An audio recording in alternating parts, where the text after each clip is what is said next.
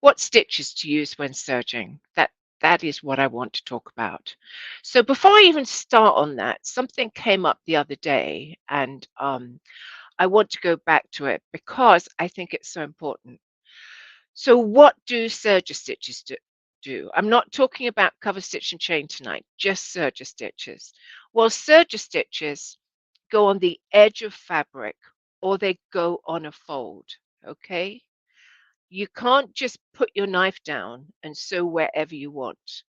And I want to make that super clear because it is the fastest way to damage your machine.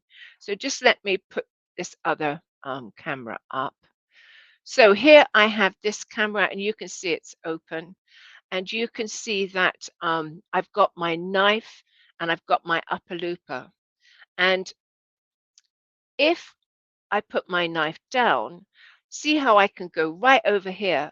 And what will happen is that fabric will get caught around the upper looper and bend it, and you will have to replace your loopers.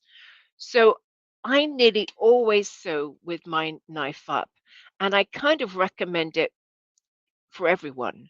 You know, think about the knife up because that is your safety net. That is going to stop you from damaging your machine.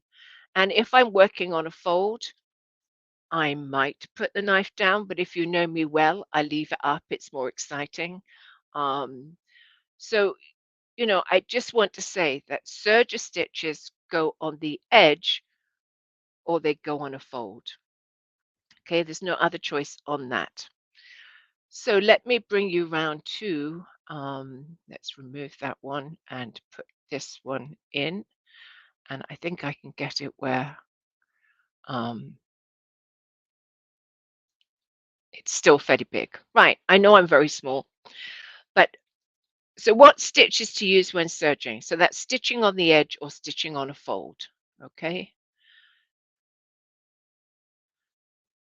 So the first question I always ask myself when I'm working on a project, be it a garment, a bag, a quilt, a piecing, whatever it is how wide do I need my stitch? Okay, that's the first question I ask before I even ask what stitch I'm going to use. Am I going to use a wide stitch or a narrow stitch? And a wide stitch, you're going to use the left serger needle, and a narrow stitch, you're going to use the right serger needle. Okay, that's how you decide wide and narrow. I know you've got a dial that says stitch width, but it only moves fractionally. Okay, if you want a wide stitch, you're going to use the O1 needle and a narrow stitch, the O2 needle. Now, when do I think that a narrow stitch is better on seams and things? I think it sometimes might be on babies' wear or undies or a very fine fabric, perhaps. But it's a decision you'll have to make in regard to the fabric and what you're doing. So what I'm going to do now is go on to the stitches.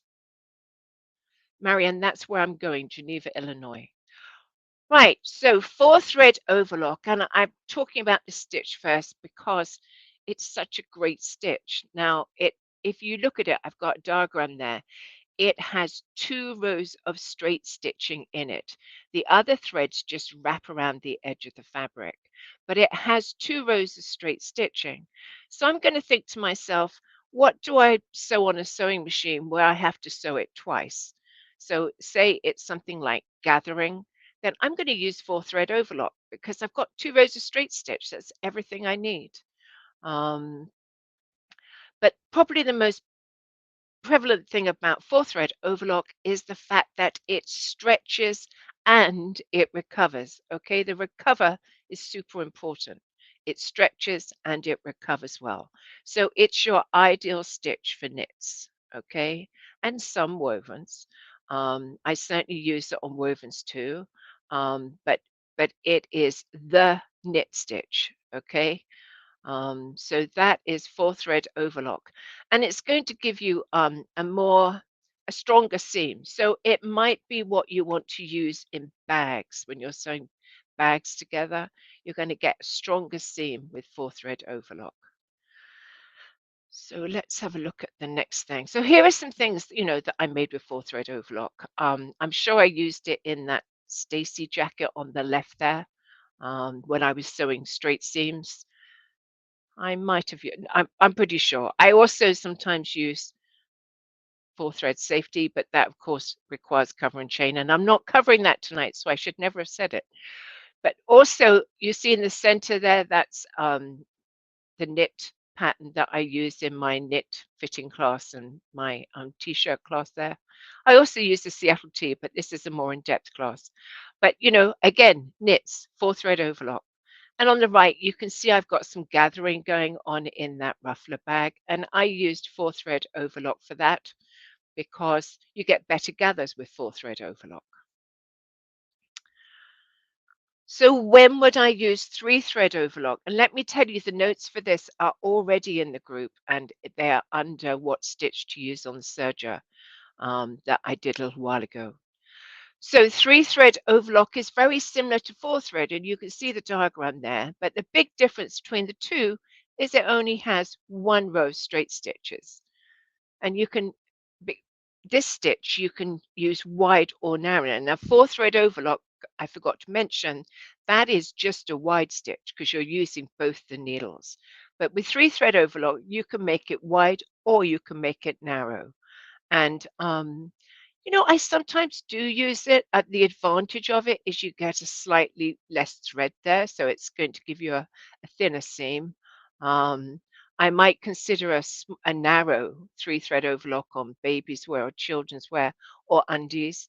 Um, but yes, it's a great stitch. And one other thing, if I'm going to be doing piecing on my serger, this is the stitch I would use. Okay. I sometimes see people use four thread overlock, but I just put that quote in again that you don't sew it twice on your sewing machine when you're piecing.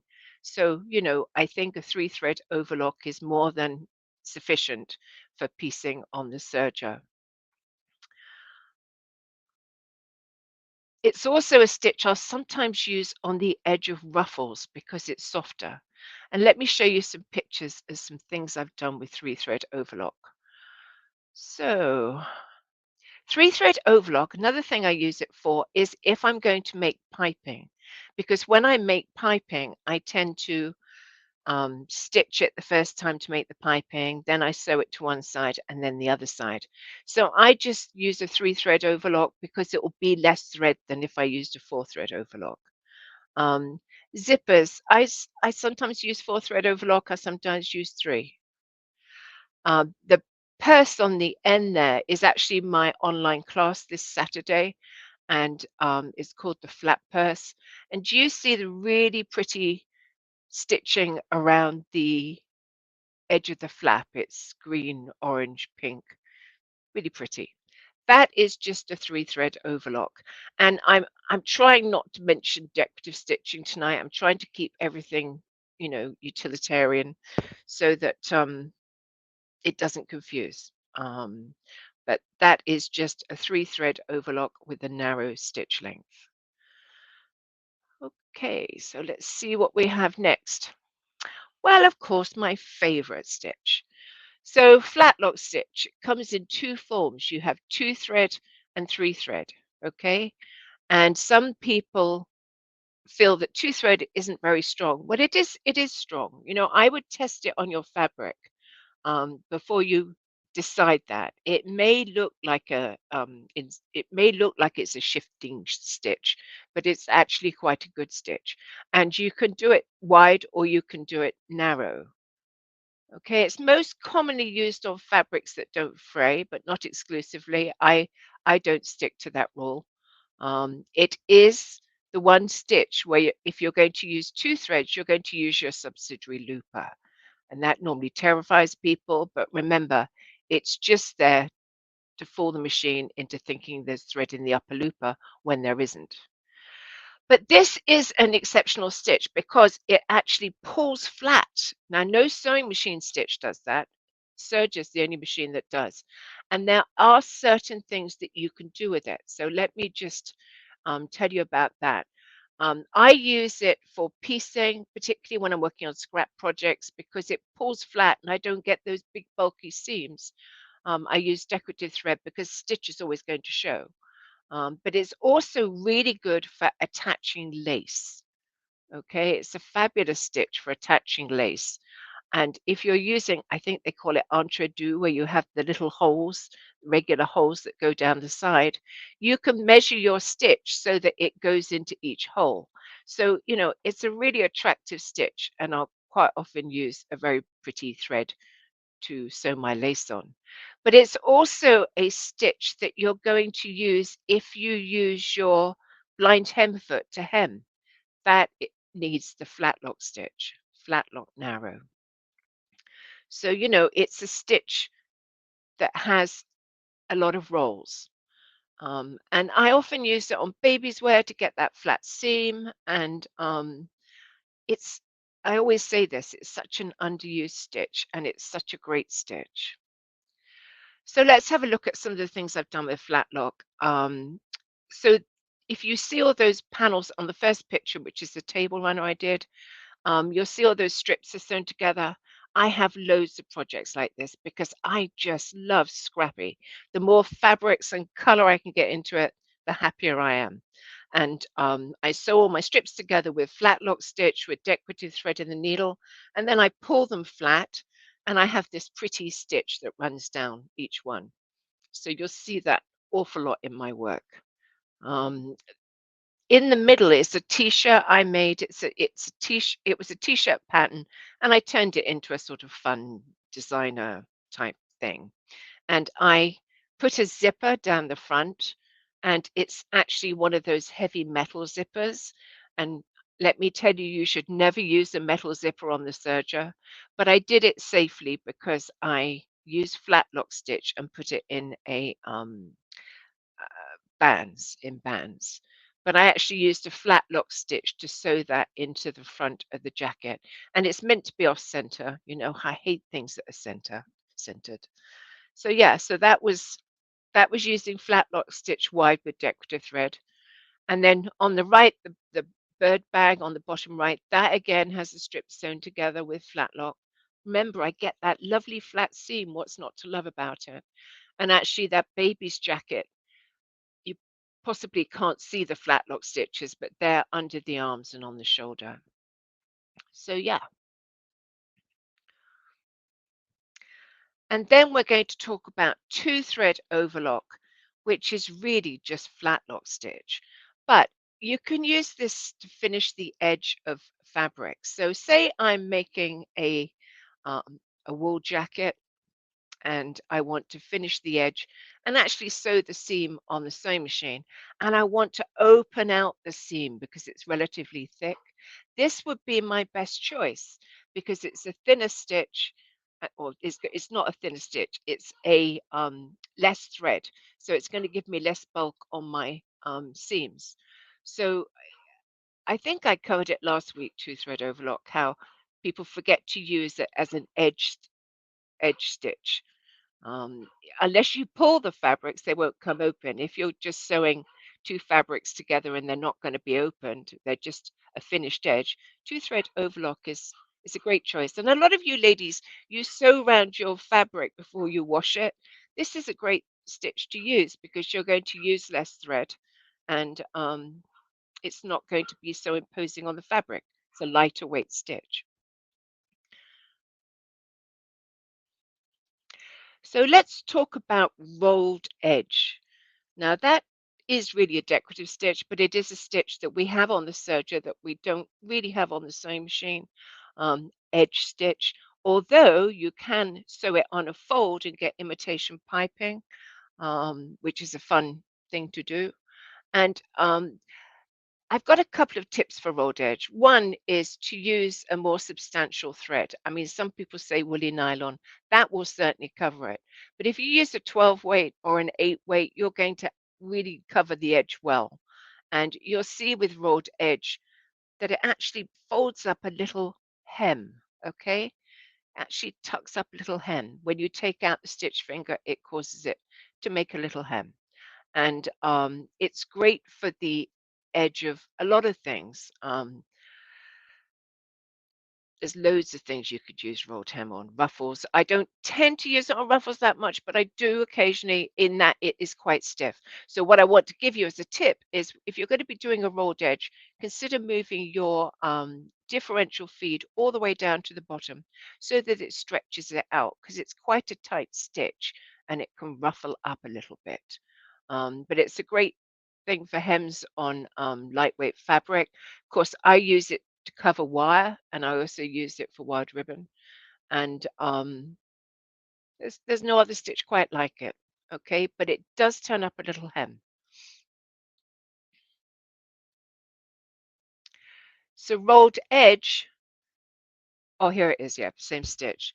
This is a basket I did. Somebody posted up on my site yesterday a basket, the same crepe pattern they did, and they didn't put the gaps in it. They filled all the strips in, and I liked it so much better. So well done there. On the right of the picture is I've used rolled edge to finish the edge of a piece of cordang so that I've got a complete unit to make my braided straps. And I know there's a live out there on that. And on the right, you can see I've sewn over wire and made them into twiddly woos and beads and necklaces. And I know I wasn't going to use decorative stitches, but rolled edge is really a decorative stitch. There's no way around it. So narrow hem, okay, it's just the same as the three-threaded overlock, but stop. Can you see it actually turns up a hem? So really great for things like napkins, things like that. Things where you just want a little hem. And what I like about it compared to a rolled hem, which can be a bit hard, is it's a softer finish. It's a softer edge. Okay. So don't forget when you do a narrow hem, like a rolled edge, you get that little bit of hem turn up. And I often use this on ruffles because it gives a softer edge to the ruffle so that when you gather it, it doesn't fight against the gathering. So here we have some narrow hem. It's the green stitch on the teal ruffle there. So yeah, it's a great finish for ruffles. Does the narrow hem automatically, sorry, I'm going to hold your question. Just, I think I've got one more stitch and then I'm going to answer the questions as best I can.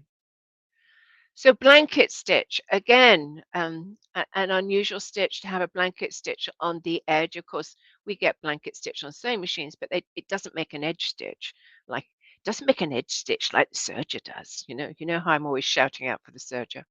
So yeah, I love this stitch. It is really great if you've made a fleece jacket, if you've made a blanket and you're thinking about an edge stitch. Sometimes I see people do a wave stitch on it, and that's fine. I use wave stitch on the edge too, but on something like a soft blanket, you might want to think about a blanket stitch because it's softer, soft, soft, soft. Link your stitch to your fabric. So the best tip I've got for you on that is if you look at that jacket, I've got a square bottom at the end. So I had to stitch off and then stitch on the other side. And the problem with blanket stitch is there isn't much stitch to bury your thread chains. So I would always, if I was doing this again, I would put a curve in there so I could have gone all the way around and perhaps finished a seam where I could bury my threads up into into the side seam or something like that. But it's a really great stitch. I've done lives on it. I'm just going through what they do. So fleece blankets, boiled wool, babies' jackets made of fleece. This is a great stitch. So I think, oh, and there's a picture of my jacket. So I think that is it. So I'm going to remove my slideshow and have a chat about some of the questions. So here's one. Does the narrow hem automatically turn up the edge, or are you ironing the edge and just serge over it? No, the machine does it for you. The machine does it for you. So, if you're working on a very fine fabric, it's going to help you to have a little bit more body to the very edge. So that's why I like it. So rolled hem,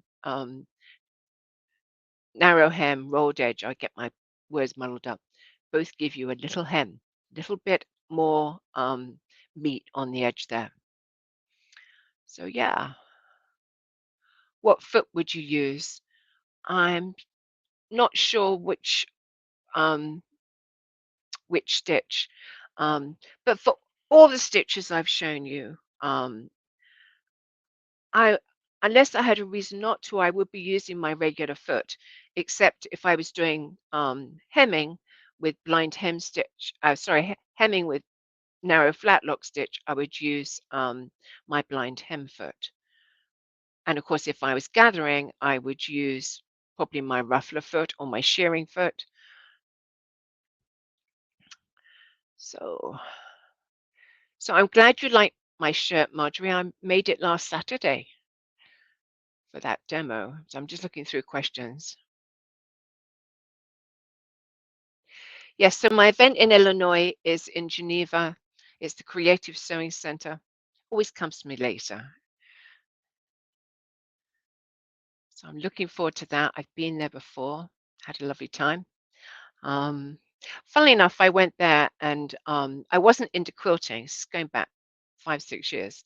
And I wasn't into quilting. And there was a lady there and she said to me, I could get you into quilting. I know exactly no, I can't remember the lady's name. I remember exactly, I know somebody that would really, really inspire you. And she sent me some information on her, and I thought it was quite interesting. And didn't quilt for a long while. And then when I got back into it, this woman was everything. It was improv quilting, and her name's gone out my mind. She lived on an island up in Wisconsin. Somebody might remember. But yeah, she really inspired me. Tremendous inspiration from her. So yes, so any other questions on stitches? Can you do a rolled hem on cording? Let me put that up.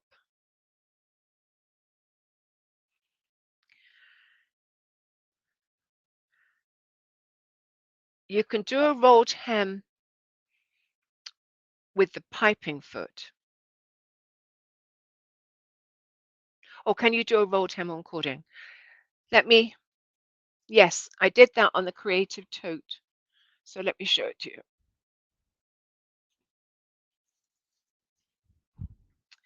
So do you see these straps? These straps have got really big cording in, like huge cording. And I had to have a serious word with my cording foot to allow it or make it go over it. But it goes because it's got a cutaway and it just goes. But because it is so big, I had to do a very narrow stitch. So I had to do a rolled edge on that cording. If I was using a narrow cording, I could have used a wide stitch. Which is the heaviest um,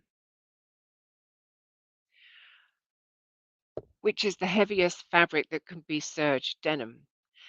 You know, I serge some really heavy stuff. I mean, you take my Bosal, I serge that, and I certainly serge denim. But you know something? I'm of this ilk that you don't actually have to cut the fabric. If I'm working on something very thick, I just run it kissing the knife. I don't make my serger cut it. Not because it won't, but if it's very thick, you are going to get a drag. And it was something like a knit. A knit to me, some knits are so stretchy, when the machine tries to cut them, you end up with a drag and it pulls your knit into the machine because the knife's not working as fast as the feed because it's stretching as it cuts. So with a knit, 9 times out of 10, I don't cut knits. I run them along the front of the knife. Now, if you're not having a problem, don't worry about it. But if you are, think about what I said and it may help you. Janet says she loves the braided handles. She's made them for many different purse patterns. Yeah, I do. They feel nice. They for me, because I use so many fabrics, they pull all the colors of what my project is into the handles. And they're readily available. You know, if you have to go and find a pair of straps one, they're expensive, and two, it's hard to find one that always um, goes with your project. Don't worry, Cheryl. I know you meant Serger. So yes.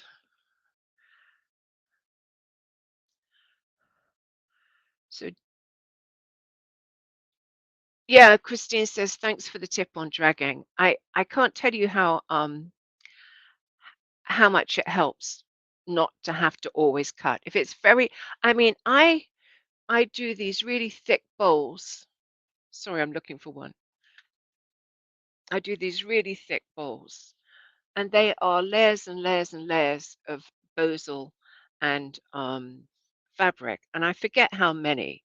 But if I showed you, you would see that my actual fabric seam that I'm sewing comes up higher than the knife. Okay, so there isn't any way the knife is going to be able to cope with that. So I just run it kissing the knife, and it sews just fine.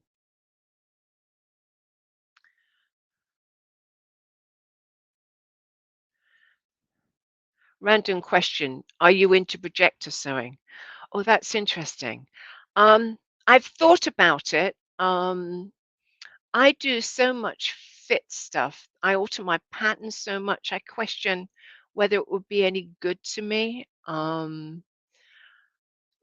I tend to when I'm making something, I'll make it up out of actually 9 times out of 10 I make it out of a sort of woven paper and try it on, and then I change it round and then I cut it out.